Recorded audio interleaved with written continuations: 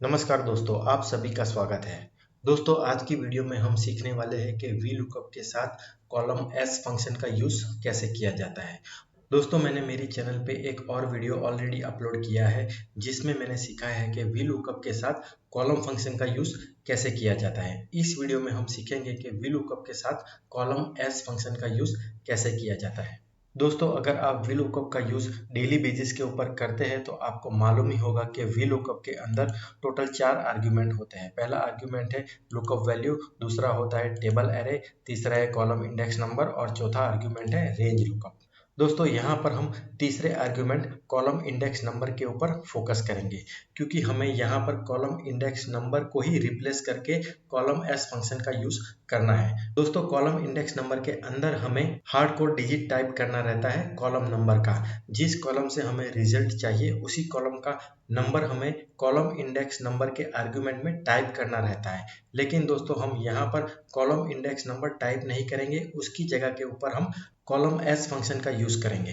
दोस्तों, column S function use करने से फायदा ये होगा कि हमें बार बार फॉर्मूला ओपन करके hard code digit column number type करने की जरूरत नहीं रहेगी। हमें सिर्फ एक ही बार VLOOKUP फॉर्मूला के साथ कॉलम इंडेक्स नंबर की जगह के ऊपर कॉलम एस फंक्शन का उपयोग करना है और उसके बाद हमें सिर्फ फॉर्मूला हॉरिजॉन्टली और वर्टिकली एक ही बार ड्रैग कर देना है और हमें हमारा रिजल्ट मिल जाएगा। तो चलिए दोस्तों, ज़्यादा टाइम वेस्ट नहीं करते हैं और इस वीडियो को शुरू करते हैं। तो मैं हूं आपका दोस्त जेके और आप देख रहे हैं डिजिटल वॉकवे। दोस्तों, अगर आपके पास कुछ इस तरह का बड़ा टेबल है जहां पर आपके पास कुछ इस तरह से काफ़ी सारे कॉलम अवेलेबल है, तो दोस्तों आपको हमेशा कॉलम इंडेक्स नंबर की जगह के ऊपर कॉलम या कॉलम एस फंक्शन का यूज करना चाहिए। तो दोस्तों, सबसे पहले तो मैं यहाँ पर VLOOKUP फॉर्मूला लगाऊंगा कॉलम इंडेक्स नंबर टाइप करके और उसके बाद मैं आपको बताऊंगा कि VLOOKUP के साथ कॉलम एस फंक्शन का यूज कैसे किया जाता है। तो दोस्तों, सबसे पहले तो हमें यहाँ पर VLOOKUP का फॉर्मूला लगाना है और VLOOKUP फॉर्मूला की मदद से हमें यहाँ पर डेजिग्नेशन को ढूंढ के लाना है इस पूरे टेबल से। तो चलिए दोस्तों, मैं यहाँ पर VLOOKUP का फॉर्मूला टाइप कर देता हूँ। टैब प्रेस करना है, VLOOKUP का फॉर्मूला ओपन हो जाएगा। पहला आर्ग्यूमेंट है लुकअप वैल्यू, तो हम लुकअप वैल्यू ये सिलेक्ट करेंगे, कॉमा दूसरा आर्ग्यूमेंट है टेबल एरे, तो टेबल एरे में कुछ इस तरह से सिलेक्ट कर लूंगा। दोस्तों, टेबल एरे सिलेक्ट करने के समय आपको ध्यान ये रखना है कि लुकअप वैल्यू इस टेबल एरे में हमेशा पहले कॉलम में शो होनी चाहिए, अदरवाइज हमें रिजल्ट नहीं मिलेगा। कॉमा तीसरा आर्ग्यूमेंट है कॉलम इंडेक्स नंबर। दोस्तों, यहाँ पर इस टेबल में हमने जो टेबल सिलेक्ट किया हुआ है, इस टेबल में डेजिग्नेशन कौन से कॉलम में है? दूसरे नंबर के कॉलम में है। ये है 1, ये है 2, तो मैं यहाँ पर 2 टाइप करूंगा क्योंकि हमें यहाँ पर डेजिग्नेशन चाहिए। मैं कॉमा करूंगा और यहाँ पर मैं 0 टाइप कर दूंगा एग्जैक्ट मैच के लिए। मैं यहाँ से ब्रैकेट क्लोज करके एंटर करूंगा। हमें यहाँ पर रिजल्ट नहीं मिला है क्योंकि हमने यहाँ पर अभी तक लुकअप वैल्यू टाइप नहीं करी है। मैं यहाँ पर लुकअप वैल्यू टाइप कर देता हूँ, जैसे कि अनिल। तो देखिए, हमें यहाँ पर रिजल्ट मिल चुका है सेल्स एग्जीक्यूटिव और यहाँ पर भी है सेल्स एग्जीक्यूटिव। अब दोस्तों, मैंने यहाँ पर कॉलम इंडेक्स नंबर की जगह के ऊपर हार्ड कोड डिजिट टाइप किया हुआ है 2। तो दोस्तों, उसे ही हमें रिप्लेस करना है और उसकी जगह पे ऊपर हमें कॉलम एस फंक्शन का यूज करना है। तो वो कैसे करते हैं, चलिए देख लेते हैं। मैं यहाँ से फॉर्मूला को क्लोज कर देता हूँ, यहाँ से फॉर्मूला को डिलीट भी कर देता हूँ और फिर से मैं यहाँ पर VLOOKUP का फॉर्मूला लगाऊंगा। मैं टैब प्रेस करूंगा, फॉर्मूला ओपन हो जाएगा। पहला आर्ग्यूमेंट है लुकअप वैल्यू, तो लुकअप वैल्यू हमारी यही रहेगी। अब दोस्तों, यहाँ पर आपको ध्यान ये रखना है कि इस फॉर्मूला को हम हॉरिजॉन्टली और वर्टिकली ड्रैग करने वाला है, तो हमें डॉलर का साइन जरूर लगाना है। और डॉलर का साइन हमें कहाँ लगाना है, कॉलम नंबर के आगे या फिर रो नंबर के आगे। उसे हमें एग्जैक्टली प्रिसाइसली करना होगा, अदरवाइज हमें रिजल्ट नहीं मिलेगा। तो दोस्तों, इस फॉर्मूला को जब हम हॉरिजॉन्टली ड्रैग करेंगे तो हम चाहेंगे कि कॉलम नंबर अपनी जगह के ऊपर फिक्स रहे और रो नंबर चेंज होता रहे। जैसे कि रो नंबर यहाँ पर 16 है, तो मैं जैसे ही फॉर्मूला वर्टिकली ड्रैग करूंगा तो रो नंबर चेंज होना चाहिए, 16 to 70, 17 to 18 और 18 to 19। तो उसके लिए हमें यहाँ पर 3 बार F4 प्रेस करना होगा। उससे क्या होगा, उससे कॉलम ए लॉक हो जाएगा और रो 16 फ्री रहेगी।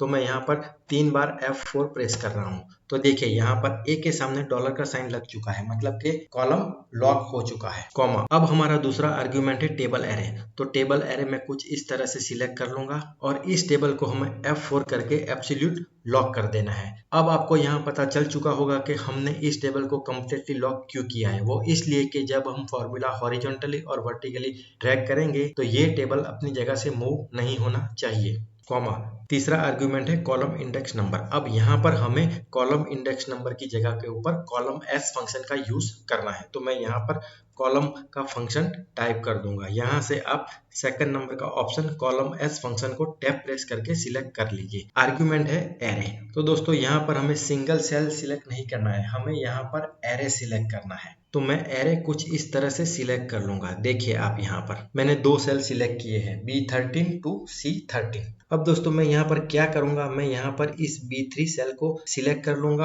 और इस सेल को मैं 3 बार F4 प्रेस करके लॉक कर दूंगा। तो यहाँ पर आप देख सकते हैं कि कॉलम लॉक हो चुका है और रो नंबर फ्री है। उसी तरह मैं यहाँ पर C3 सेल को कुछ इस तरह से सिलेक्ट कर लूंगा और यहाँ पर मैं 2 बार F4 प्रेस करूंगा। उससे क्या होगा कि यहाँ पर कॉलम फ्री रहेगा और रो नंबर लॉक हो जाएगा। दोस्तों मैं आपको यहाँ पर ये नहीं बताऊंगा कि मैंने एरे कुछ इस तरह से लॉक क्यों किया है।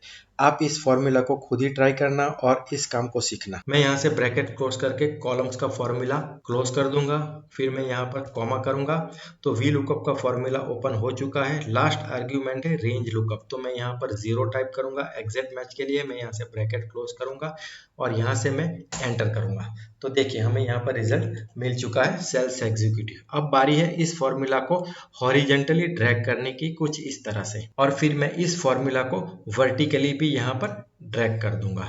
तो वर्टिकली ड्रैग करने पर हमें यहाँ पर रिजल्ट नहीं मिला क्योंकि हमने यहाँ पर अभी तक लुकअप वैल्यू टाइप नहीं करी है। तो मैं टाइप कर देता हूँ राजू, महेश और सतीश।